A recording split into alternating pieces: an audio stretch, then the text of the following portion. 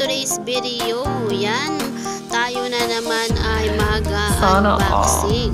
Siyempre nilambing-lambing ko muna dito si Huggy para ako payagan mag-order dahil hindi naman tayo pwedeng mag-order na lang basta-basta dahil wala naman tayong pambili. So siya naman yung may trabaho, so ako naman ay tagahingi lang, Charis. So kailangan nating unang buksan at ayan, nakita ko na nga yung laman niya. So satisfied naman ako dahil ang ganda niya, excited na ako. So pinabuo ko na nga agad kay Hubby. So medyo nga nagka-problema pa nga kami sa pagbubuo dyan dahil nakakalito pala siya guys, hindi pala siya ganun kabilis lang buuhin.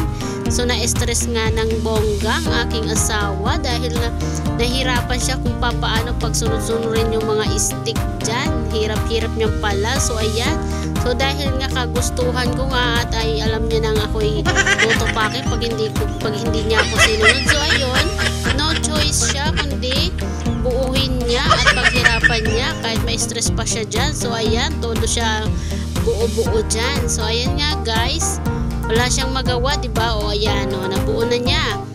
So paulit-ulit siya dyan ng tanggal.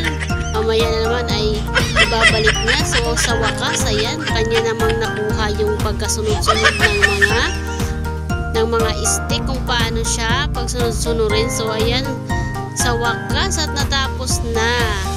So excited na nga ako at ang ganda ng kanyang kinalabasan guys. So ayan, nalagyan ko agad ng mga damit. So thank you for watching guys.